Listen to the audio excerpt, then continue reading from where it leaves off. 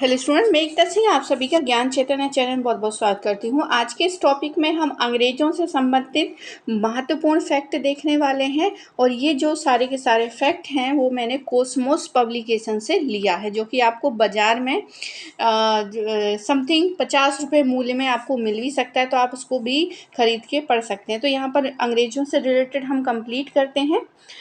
तो किस प्रकार से अंग्रेज भारत में आते हैं और किस प्रकार से साम्राज्य यहाँ पर एक बहुत बड़ा अपना पूरा साम्राज्य जो है यहाँ पर बसाते हैं भारत में, उन सब की कहानी आज हम यहाँ पर देखने वाले हैं। तो डचों के पश्चात तो सबसे पहले हमने देखा था पुर्तगाली आते हैं, फिर डच आते हैं और अब यहाँ पर हम पढ़ने वाले हैं अंग्रेज। तो डचों के पश्चात भारत में अंग्रेजों का आगमन होता है।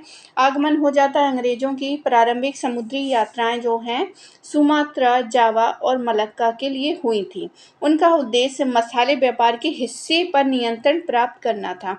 तो यहाँ पर स्टार्टिंग में वो मसाले को देखकर ही आए थे, फिर बाद में इनका उद्देश्य बदल जाता है और सूती वस्त्र उद्योग उद्योग नहीं, सूती वस्त्र के लिए वो ज़्यादा यहाँ से मुनाफा कमाते हैं।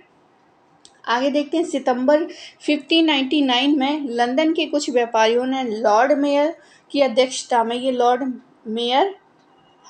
मेयर की अध्यक्षता में पूर्व के देशों के साथ व्यापार करने के उद्देश्य से एक कंपनी का गठन किया और इस कंपनी का नाम रखा governor and company of merchants of London trading into the East Indies रखा गया। आगे देखते हैं। इंग्लैंड की महारानी एलिजाबेथ प्रथम ने 31 दिसंबर 1600 में एक चार्टर द्वारा उसे 15 वर्षों के लिए पूर्वी देशों के साथ व्यापार करने का एक अधिकार प्रदान किया था। आगे देखते हैं। Captain Hawkins. तो यहाँ पर एक कैप्टन हॉकिंस हैं और वो आते हैं यहाँ पर। कैप्टन हॉकिंस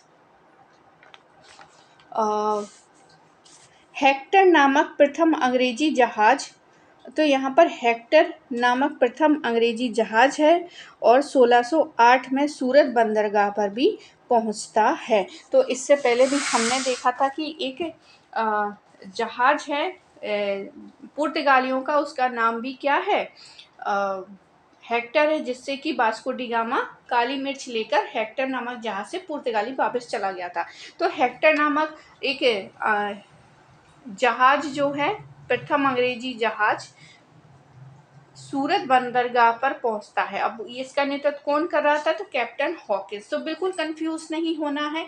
हेक्टर नाम का जहाज जिसके कैप्टन हॉकिंस नेतृत्व कर रहे थे 1608 में सूरत बंदरगाह पर पहुंचता है। और उससे पहले हम देखें तो वास्को डी गामा भारत से काली वाली मिर्च लेके यानी मसाला लेके हेक्टर नामक जहाज से वापिस पुर्तगाल गया था। तो ये महत्वपूर्ण यहाँ पर इम्पोर्टेंट चीज़ है कि हमें यहाँ पर कंफ्यूज नहीं होना है। आगे है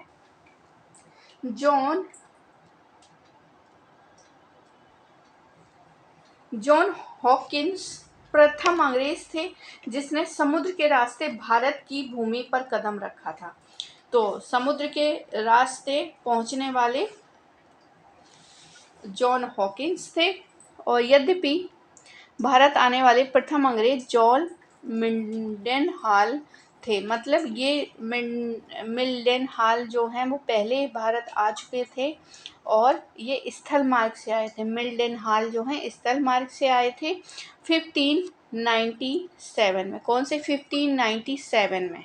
और कंपनी 1600 में बनती है। 1608 में हेक्टर नामक जहाज से कैप्टन हॉकिंस सूरत बंदरगाह पहुंचते हैं। आगे देखते हैं। अब हॉकिंस जो है अकबर के नाम, मतलब उस समय जो राजा थे वो अकबर थे और ब्रिटिश सम्राट जेम्स प्रथम का पत्र लेकर मुगल बादशाह जहांगीर के दरबार में आया।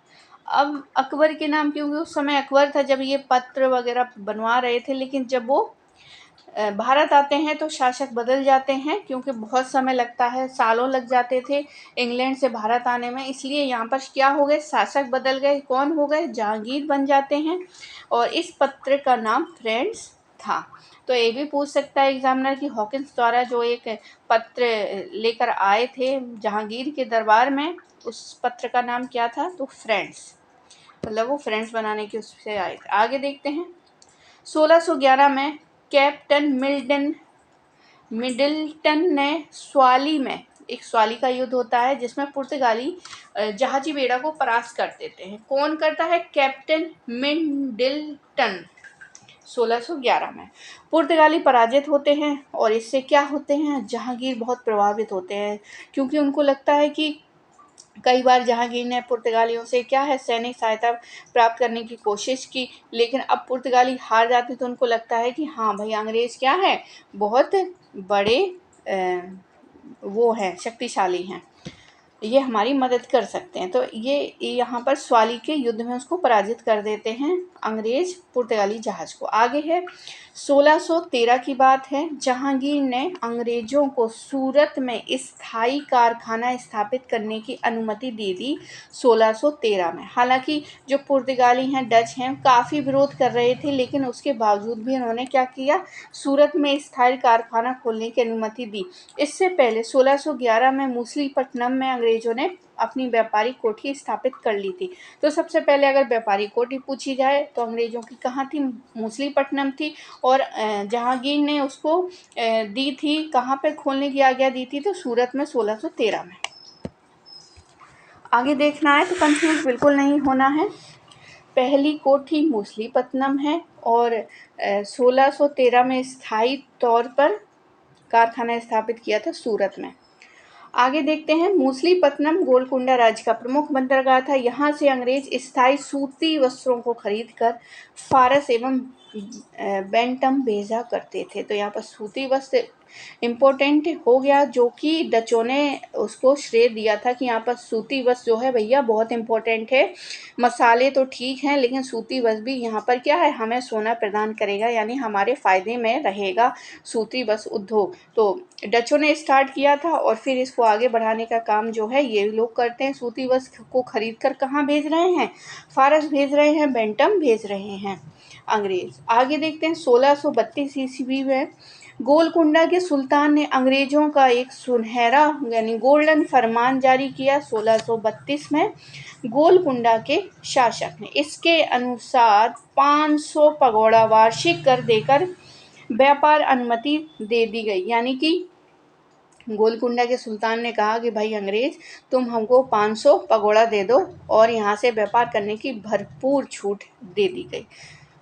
आगे देखते हैं, अब ये पगोड़ा क्या है? तो ये मुद्रा है, कहाँ की? साउथ इंडिया की, उस समय की साउथ इंडिया की एक मुद्रा थी।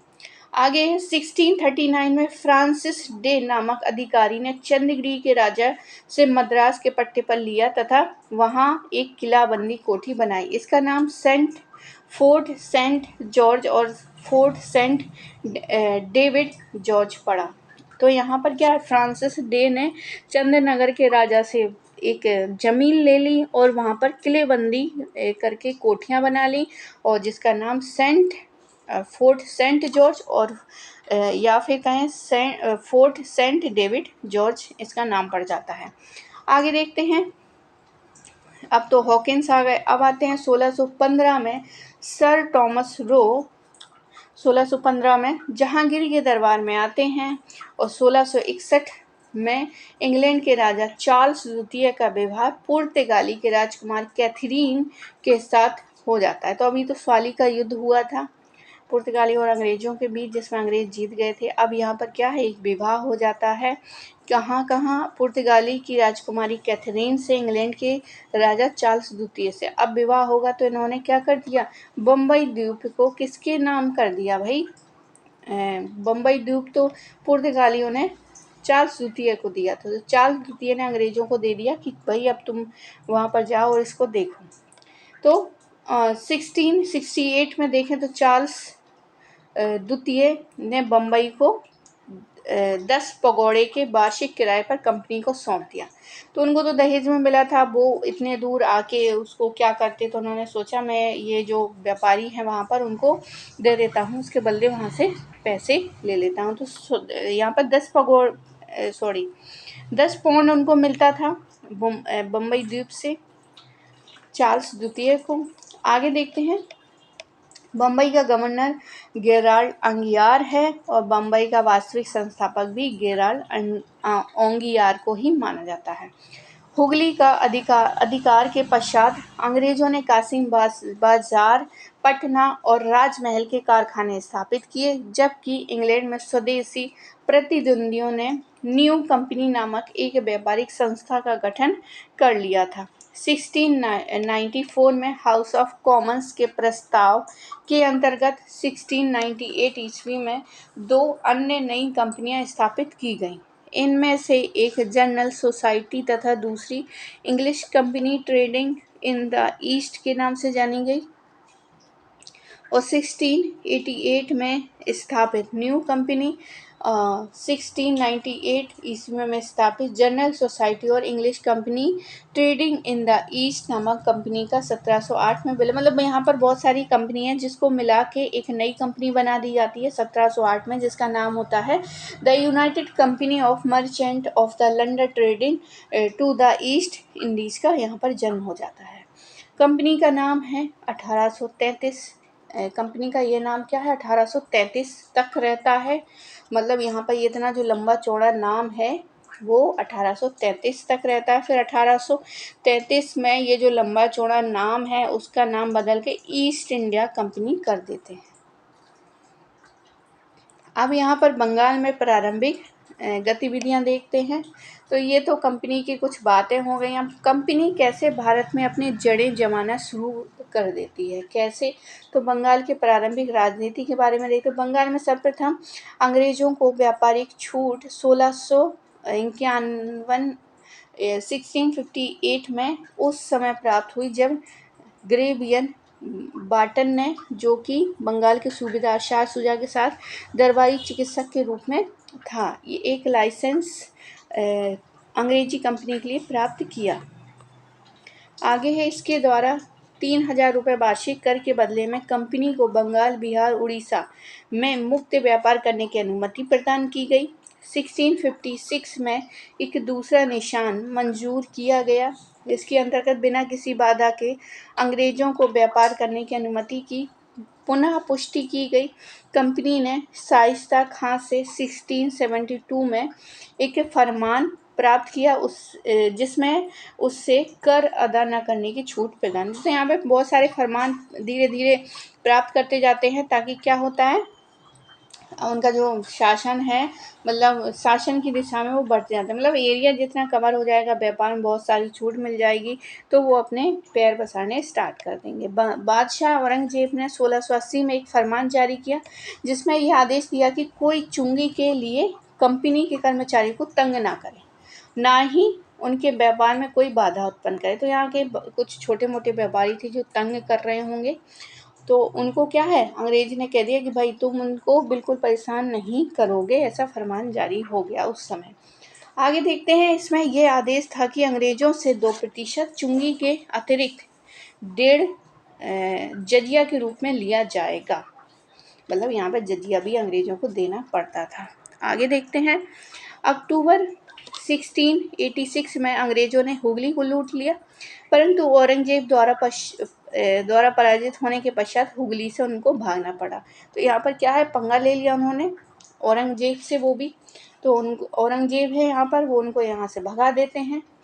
अब जॉब चारनाक ने अगस्त 1690 में सूतानाती में एक अंग्रेजी कोठी स्थापित की। इस प्रकार ब्रिटिश भारत की भावी राजधानी कलकत्ता की नींव पड़ी। तो अंग्रेजों की जो राजधानी थी वो कौन थी, कलकत्ता थी। 1911 में कलकत्ता से हस्तांतरित होती है राजधानी कहाँ, दिल्ली। आगे देखते हैं, बंगाल में सूबेदार अजीम उस शान ने 1698 में अंग्रेजों को सूतानाती, कालीकाता और गोविंदपुर नामक 3 गांव जमींदार प्रदान की। इंग्लैंड के सम्राट के सम्मान में उक्त किलाबंद व्यावसायिक प्रतिष्ठान के नाम से फोर्ट विलियम रखा गया। Sir Charles Iyer fort William के प्रथम प्रेसिडेंट बने और 1700 ईस्वी में यह प्रथम प्रेसिडेंसी नगर घोषित किया गया, जो 1774 से लेकर 1911 ईस्वी तक ब्रिटिश भारत की राजधानी रहता है। तो यहाँ पर राजधानी प्रेसिडेंसी नगर जो है 1764 से लेके 1911, फिर ये जो है वो दिल्ली ट्रांसफ़र होती है। आगे है नॉरिश मिशन, देखते हैं। तो नॉरिश मिशन देखते हैं। 1698 ईस्वी में इंग्लैंड के राजा विलियम तृतीय ने एक अन्य कंपनी स्थापित की जो English company trading in the east के नाम से प्रसिद्ध होती है। आगे देखते हैं। इस कंपनी के लिए व्यापारिक सुविधाएं प्राप्त करने के उद्देश्य से सर विलियम नॉरिश को औरंगजेब के दरबार में राजदूत के रूप में भेजा था। एक ये हो गया। आगे जॉन सरमन मिशन। तो जॉन सरमन मिशन कंपनी ने 1715 ईस्वी में जॉन सरमन की अध्यक्षता में कलकत्ता से एक दूत मंडल मुगल दरबार में भेजा था। इस दूत मंडल में एडवर्ड स्टीफेंसन, विलियम हैमिल्टन नामक सर्जन और ख्वाजा स्वेद नामक एक अर्मियन दूरभाषी, और हैमिल्टन ने बादशाह फर्रुखसियार की एक दर्दनाक बीमारी से क्या कर दिया, इलाज कर दिया, जिससे वो प्रसन्न हो जाते हैं और फिर एक शाही फरमान इनको मिल जाता है जिसको मैग्ना कार्टा कहा गया। तो 1717 में एक शाही फरमान हो जाता है जिसके अंतर्गत 3000 रुपये के वार्षिक कर के बदले कंपनी को बंगाल से मुक्त व्यापार करने की छूट दे दी गई। 10,000 रुपये वार्षिक, मतलब पूरे साल में 10,000 रुपये दो और बदले में कंपनी को सूरत के सभी करों से मुक्त कर दिया जाए। तीसरा है बम्बई में कंपनी द्वारा ढाले गए सिक्कों को संपूर्ण मुगल राज्य में चलाने की आज्ञा दे दी गई। और यहाँ पर ब्रिटिश इतिहासकार ऑर्च ने इस कंपनी को मैग्ना कार्टा यानी अधिकार पत्र कहा गया। तो ये कुछ था, कुछ कहानी थी, इम्पोर्टेंट फैक्ट थे अंग्रेजों के जो कि भारत में आते हैं, कौन से उद्देश्य से आते हैं और कैसे धीरे धीरे अपना जो व्यापार का उद्देश्य है वो बड़ा करते गए। और फिर आगे हम देखते हैं कि यहाँ पर एक बड़ा साम्राज्य खड़ा करके देखते हैं। तो ये तो थी कहानी अंग्रेज़ों की। अब आगे हम डेनिश की बात करेंगे। तो डेनिश और फ्रांसीसी हम अगले उसमें कंप्लीट करेंगे। तो आई होप आपको ये वीडियो पसंद आया होगा। पसंद आया हो तो प्लीज़ लाइक करिए, शेयर कीजिए और मिलते हैं एक और अगले वीडियो में। आप सभी का बहुत बहुत धन्यवाद पूरा वीडियो देखने के लिए।